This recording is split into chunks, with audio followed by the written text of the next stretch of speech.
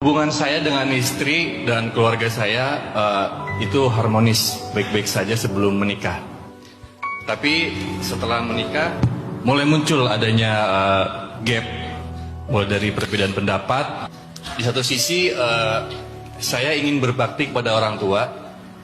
Kebetulan saya anak tunggal, dan di sisi lain, saya juga punya kewajiban untuk menunaikan hak istri dan anak saya.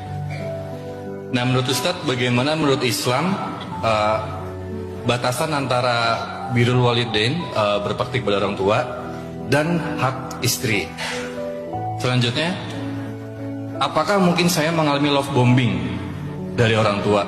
Dalam konteks ini, love bombing bukan berarti manipulasi, tapi adanya ekspektasi bahwa sebagai anak akan tetap bergantung dan memberikan prioritas kepada orang tua bahkan setelah menikah. Karena saya cukup lumayan dimanja dan mempunyai ikatan emosional yang sangat kuat. Lalu yang terakhir, bagaimana cara agar saya tetap berbakti kepada orang tua tanpa mengabaikan hak istri? Terima kasih. Sesungguhnya, kata Nabi,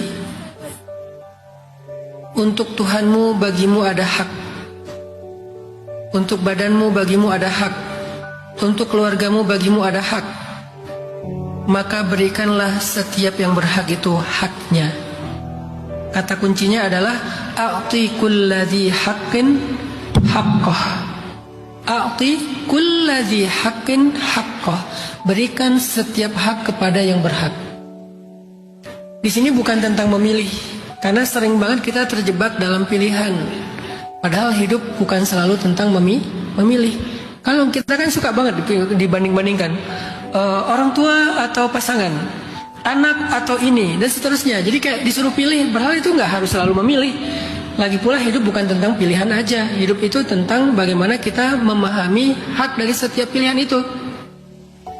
Jadi pertama, pahami dulu hak orang tua itu apa aja bagi anak.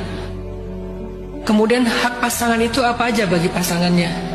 Lalu hak anak itu apa aja bagi orang tua. Masing-masing kan ada haknya kan. Setelah kita memahami hak itu, maka kita bisa memanage hidup kita. Bagaimana cara saya menunaikan hak-hak mereka. Karena kalau kita nggak paham hak mereka, pasti kita akan bingung gitu. Aduh, ini kayaknya zalim, padahal nggak zalim. Aduh, ini kayaknya yang prioritas, padahal bukan itu prioritasnya. Karena kita nggak paham setiap hak. Nanti Kang Adi coba baca lebih detail lagi hak-hak orang tua, hak-hak pasangan, hak-hak anak. Minimal 3 itu. Sehingga Kang Adi bisa memberikan hak mereka secara utuh.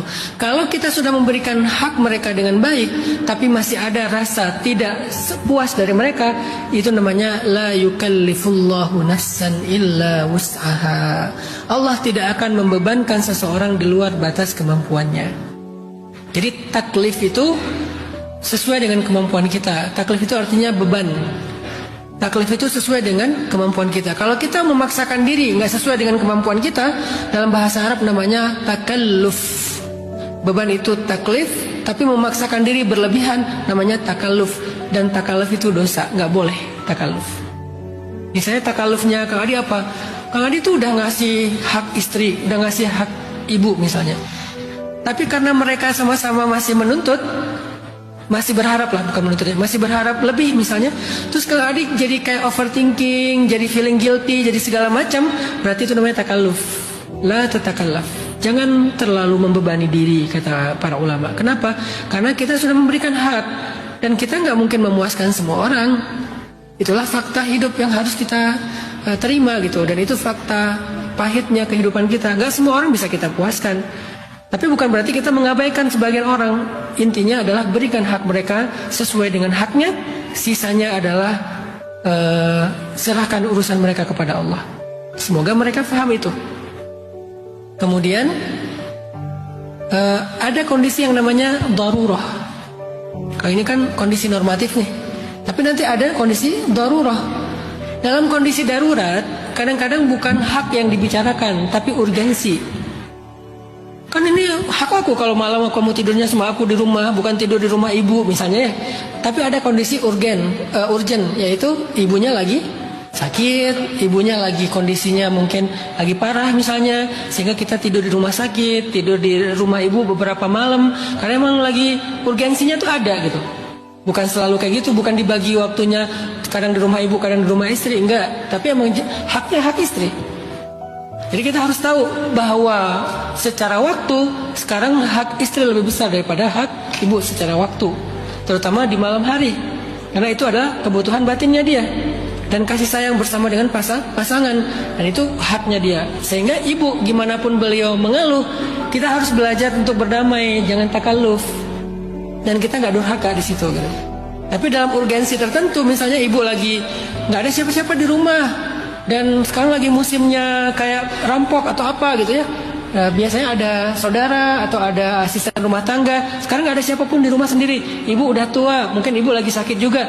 Ya udah, ajak istri nginep di rumah ibu beberapa malam aja, nggak selalu kayak gitu. Maka itu namanya darurah namanya. Kondisi darurat biasanya nggak ideal. Jadi nggak bisa pakai hukum-hukum normatif. Kan ini begini, kan itu begitu. Darurat mah nggak kayak gitu. Tapi yang namanya darurat itu temporal. Kalau permanen bukan darurat namanya. Setahun di situ, nggak darurat itu. Kalau sesekali aja darurat. Jadi harus paham hak, lalu paham kondisi. Dengan itulah kita bersikap atau berakhlak kepada sesama manusia.